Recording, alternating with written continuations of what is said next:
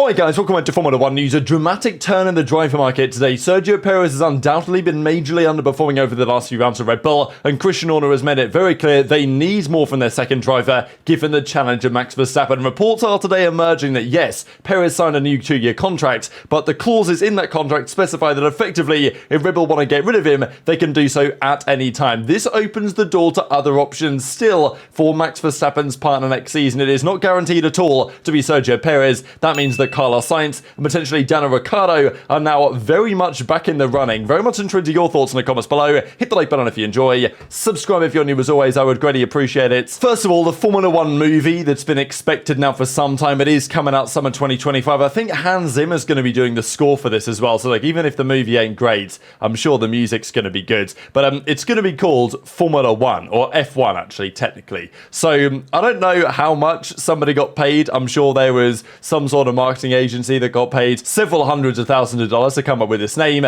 and done a great job. Don't know what they'd call a sequel if they were to do one, right? Because F2 doesn't really work, obviously. But look, it will be in theatres summer 2025, and these are some of the details. I think they've got some sort of teaser coming this weekend as well for the new film. But let's dive into the real juicy Formula 1 stuff. Loads of rumours over the last few days. What's going on with effectively Mercedes and Alpine, especially. Rumours now confirmed, it seems, that Mercedes have been in conversations with Alpine, Renault.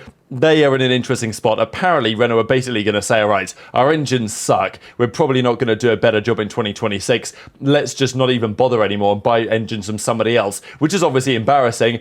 And maybe that is a step towards selling the team entirely. That may well be what you might predict. But Mercedes are said to potentially be interested here because right now they provide engines for 4 teams themselves. McLaren, obviously Aston Martin and Williams. But Aston are moving to Honda in 2026. So Mercedes could say, you know what, if we can keep selling 6 engines to other teams, why not? So Alpine are in consideration now. And of course, that's why Carlos Sainz has apparently been quite tempted by the Alpine situation, because Mercedes apparently are going to have a really good engine come 2026. But of course, if you are Carlos Sainz, why would you go to Alpine Mercedes if you can actually just go to Mercedes? And this apparently is one of the reasons why Sainz is simply taking so long with this decision, is that there are still potentially more options on the table for him than even he may have realized. We thought that it was going to be between Williams and Audi, then Alpine entered the race, and now all of a sudden Mercedes are like back in the hunt. Now, Sainz to Mercedes seemed to make a lot of sense back in like February.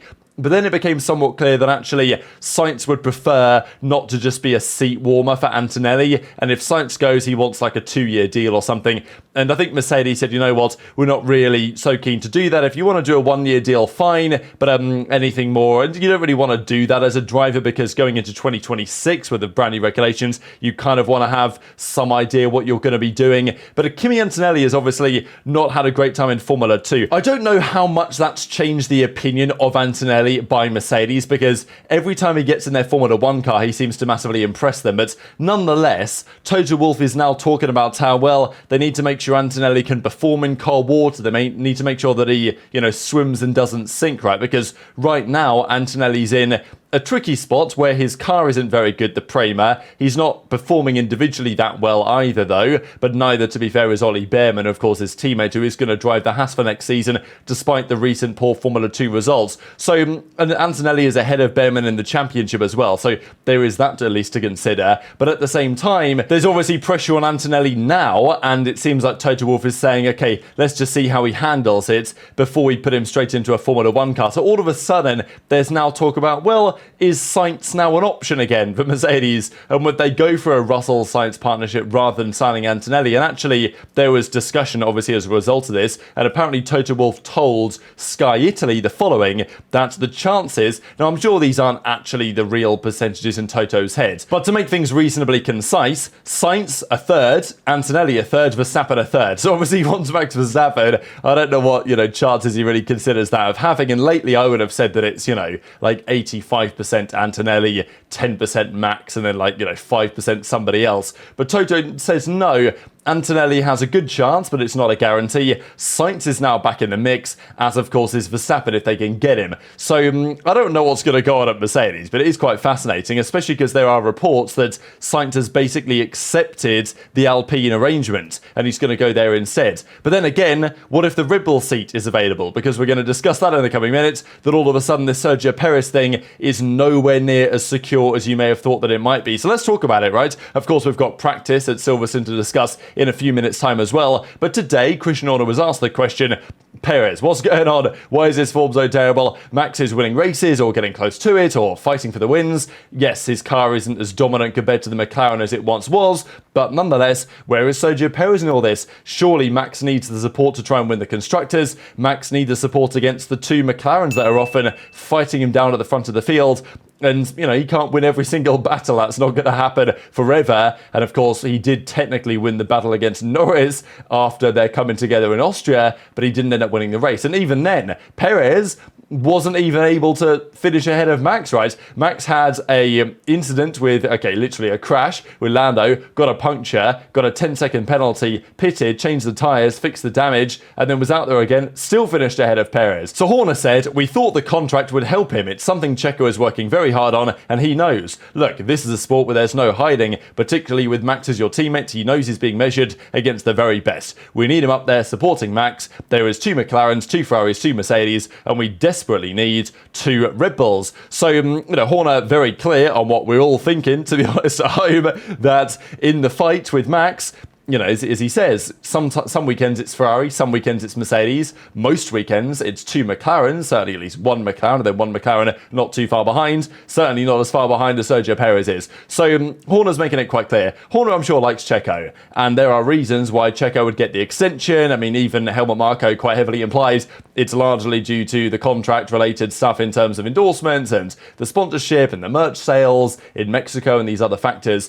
But at the end of the day, performance surely does weigh to some degree, and when your results look like this, it ain't the best. I mean, these are his qualifying performances, let's just say since Miami, the last 5 rounds, because the start of the season was reasonably fine. Australia, a bit of a blip there, but the car was an absolute beast at the start of the year. But since other teams have caught up, since effectively Imola, 11th place on the grid to 8th in the race, 16th in Monaco, retired, 16th in Canada, retired, obviously crashed on both occasions there, maybe the first one wasn't his fault, whatever. Spain started 8th, finished 8th, and then Austria starts 8th, finished 7th. So it's not like he's ploughing through the field either and making some serious damage. It's not been a particularly impressive performance over the last few rounds. So the question therefore is, can you do anything about this? Because this is what you can do with drivers. You can either say, all right, we are not going to sign you a new deal and we are going to prolong you, which is kind of like the Mercedes Bottas strat. They say, look, we're going to maybe give you a 1-year deal, maybe we won't. We'll keep you waiting type thing and,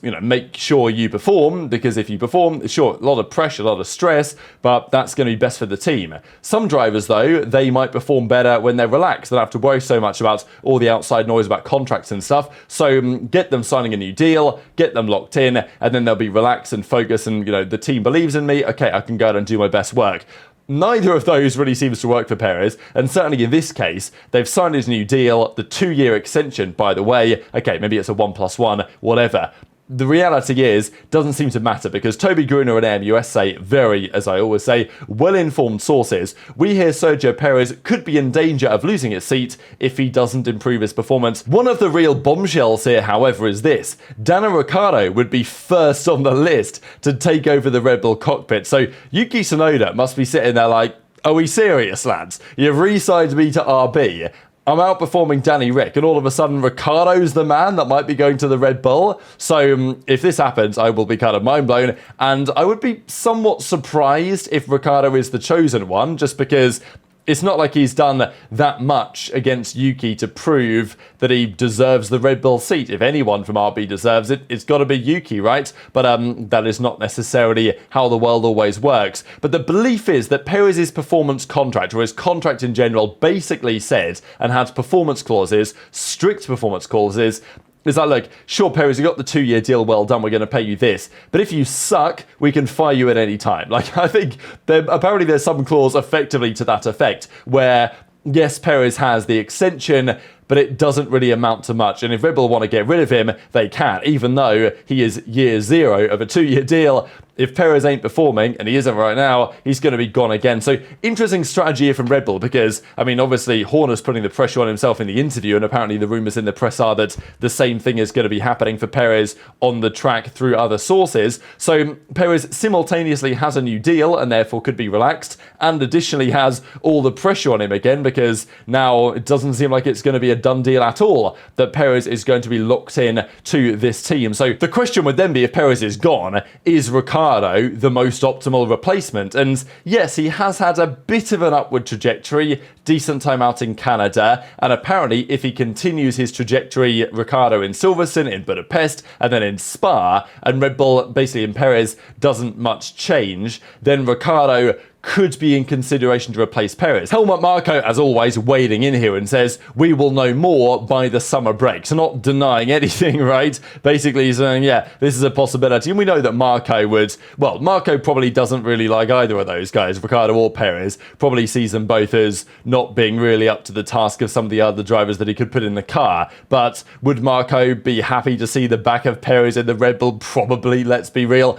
If it's for Ricciardo, I don't know what he'd think about that. So that's why he probably doesn't comment and says, like, give me a couple of weeks here, then I'll give you my comments based on what happens before the summer break. But apparently a decision may be made in the relatively near future. The thing is, though, does this mean anything for Carlos Sainz? Because if you're Sainz, the big discussion was, let's say 2 and a bit months ago, that, yeah, Sainz to Red Bull. Who says no, right? Now, to be fair, Jos Verstappen probably would say no, Carlos Sainz Sr. probably would say no, and Red Bull themselves may also just say no because the potential friction between that pairing.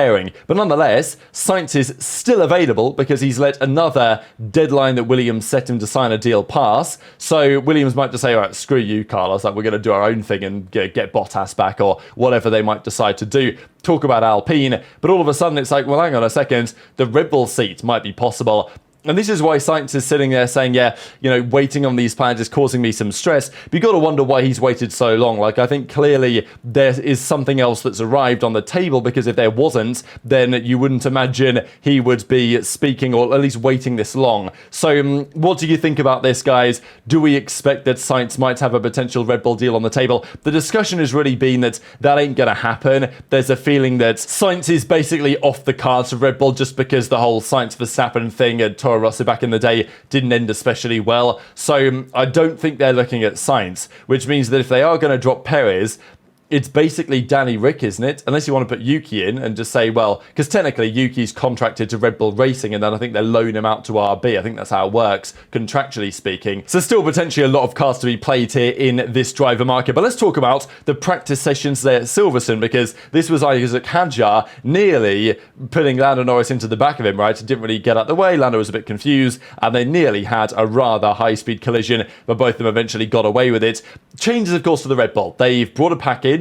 They say, well, minor upgrades, subtle upgrades, but the big rumour was that actually it's rather major, and they have floor changes, floor edge changes, and a few other tweaks as well. They've looked good, the Red Bull, as always. Max Verstappen was setting the pace early, but his soft tyre runs came earlier than others, and therefore, at least in part, that's why the Red Bull is currently at a deficit. But to be fair, the long-run data actually shows that we still have probably a very competitive weekend in our hands, pretty much between Red Bull and McLaren, or potentially Red Bull, Verstappen, and Lando Norris again. So if this comes true, I will be rather excited indeed. Helmut Marko comments on this and says, yeah, we're doing well after FP1. The long run was very strong. Still lots of fine-tuning to be done. However, the other teams weren't really feeling quite the same way, and the numbers at the end of the day are actually quite telling in terms of who might be in the strongest position right about now. Ferrari, however, they've brought some upgrades over the last couple of rounds. They've worked in terms of performance gain at when they actually work. As in,